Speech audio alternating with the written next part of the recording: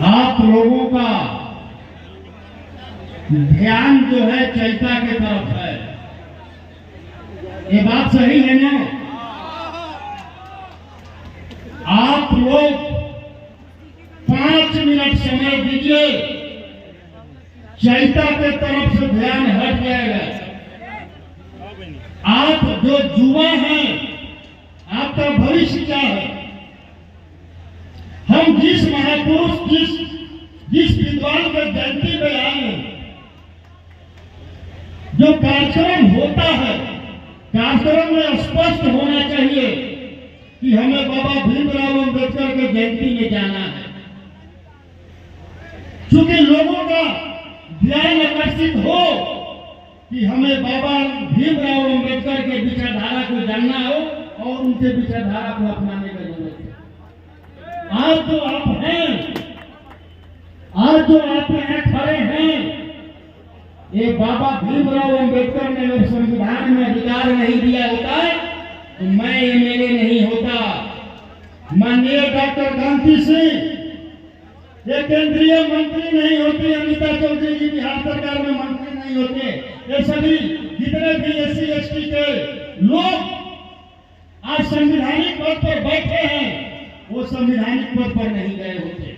इसलिए आप लोगों को ध्यान से सुनने का जरूरत है। और बाबा साहब ने जो सपना आपके लिए देखा है, आपके लिए देखा है, और आप लोगों का ध्यान जो है चिंता की तरफ है। आपका भविष्य क्या है? आप समझिए कि जिस समय यहां बहुत सारी साथी ने ये बात कहा कि बाबा भीमराव भारतवर्ष का सबसे विद्वान व्यक्ति थे, वो कैसे विद्वान बने और उनको कहां से उन्हें कहां से वो शिक्षा मिला कि मैं विद्वान बनूं, मैं थोड़ा सा उसके तरफ प्रकाश डालना चाहता हूं। जिस समय पूरे भारतवर्ष में मनुवादी और ब्राह्मणवादी व्यवस्था चरम सीमा पर था, उस समय किसी भी शूद्र जाति को, किसी भी धर्म जाति के महिलाओं को शिक्षा प्राप्त करने का अधिकार नहीं था। उस समय सावित्रीबाई फुले का जन्म 1821 में होता है और उनका शादी ज्योतिबा फुले के साथ 1840 में होता है। और ज्योतिबा फुले ने निर्णय लिया कि मैं अपने पत्नी को शिक्षा दूंगा और भारतवर्ष का पहला महिला शिक्षिका बनाने का काम करूंगा।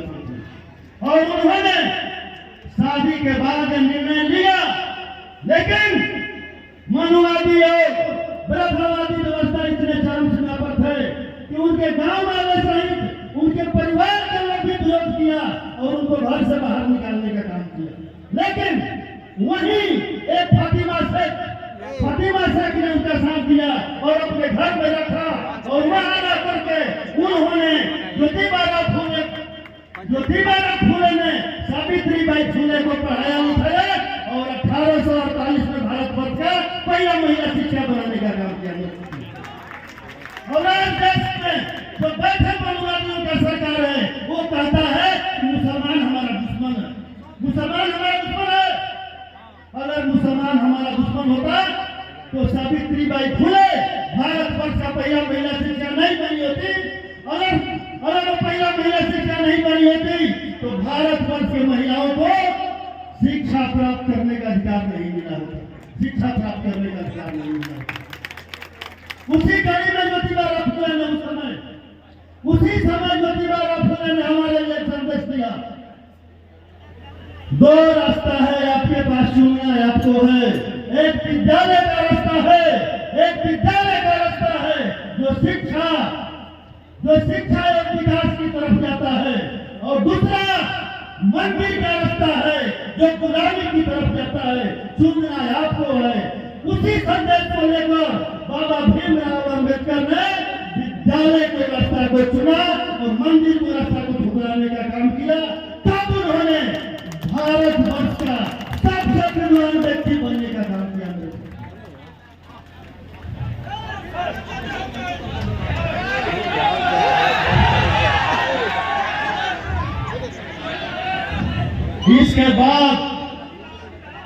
इसके बाद जब बाबा भीमराव अम्बेडकर ने जब शिक्षा प्राप्त किए और जब देश आजाद हुआ तो उन्होंने उत्तर प्रदेश से चुनाव लड़ा। उत्तर प्रदेश के मनुवादियों और समाजवादियों ने उनको हराने का काम किया, लेकिन बाबा भीमराव अम्बेडकर को भी वेस्ट बंगाल के मुसलमानों ने संविधान सभा से जिताकर संविधान सभा में भेजने का काम किया। और आज देश में बैठे लोग कहते हैं हिंदू, मुस्लिम, सिख, ईसाई, मुसलमान तुम पाकिस्तान चले जाओ। बाबा साहब ने सबके लिए अधिकार दिया और वो लोग देश में बैठे लोग भूल गए हैं कि भारत एक धर्मनिरपेक्ष राज्य है। यहाँ सभी धर्मवादियों के लोग रहते हैं और कुछ लोग नए बाबा लोग आए हैं, कहते हैं कि भारत को हिंदू राष्ट्र बनाना है। कैसे? जिस भारतवर्ष को सम्राट अशोक ने 52 लाख वर्ग मीटर में फैलाकर अखंड भारत का निर्माण किया, उस भारतवर्ष को आज सत्ता में बैठे लोग तोड़ने का बात करते हैं, देश को बांटने का बात करते हैं। यही बात 14 में आदरणीय लालू प्रसाद यादव जी ने कहा था कि अगर बीजेपी सत्ता में आया तो देश टूटेगा, देश बटेगा तो क्या होगा?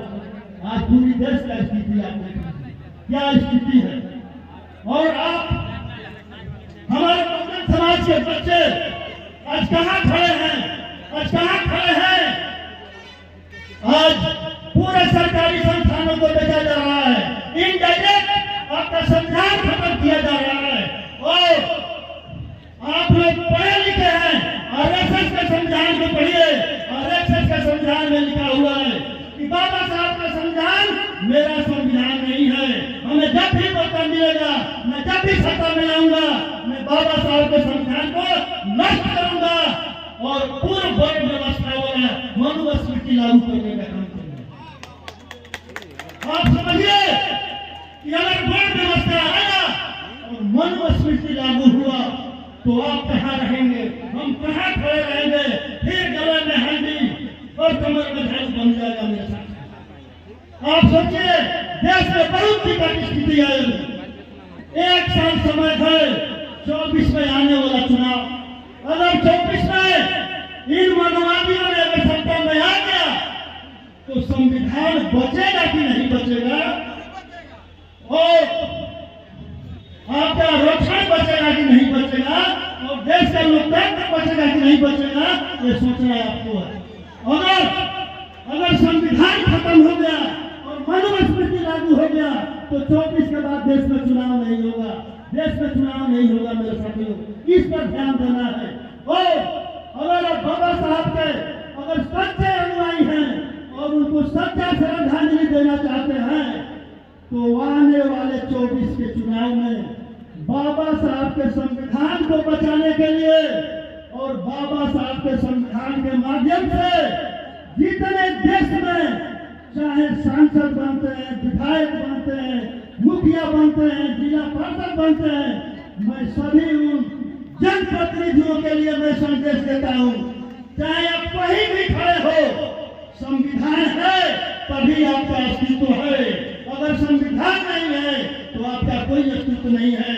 आप कहीं भी खड़े हैं 24 में पूरा बहुजन समाज के लोग एक हो जाओ और केंद्र से मनुवादी और समाजवादी सरकार को उखाड़ फेंको। यही बाबा साहब के लिए सच्ची श्रद्धांजलि होगी मेरे साथियों, सच्ची श्रद्धांजलि।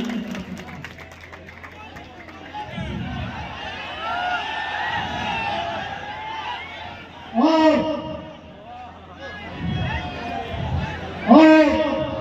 आप समझिए, आज से नहीं पूर्व काल से भारतवर्ष में 2 विचारधारा चलते आ रहा है। एक गौतम बुद्ध का मानववादी विचारधारा और एक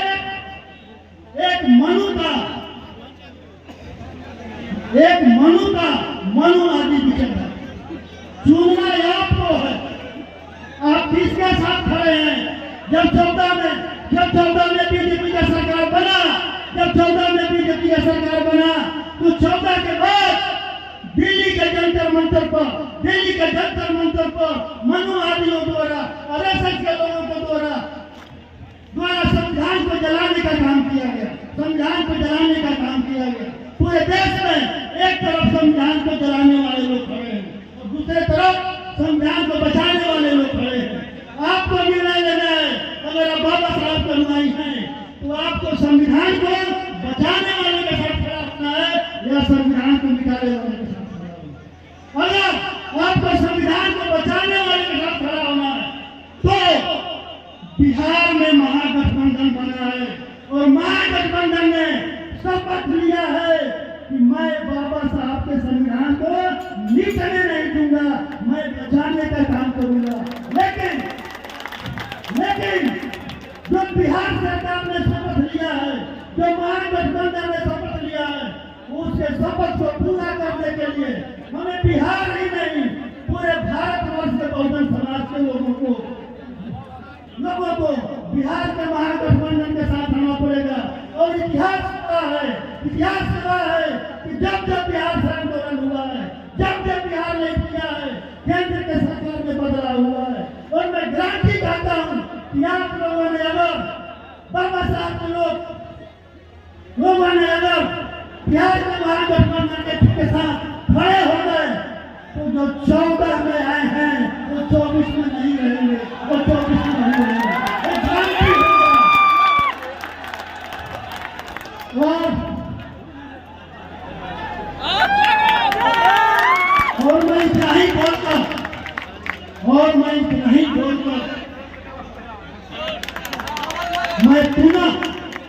मैं इतना ही बोलकर मैं पुनः एक बार और आप लोगों को बहुत धन्यवाद देता हूँ कि आप लोगों ने हमारे बातों को सुना।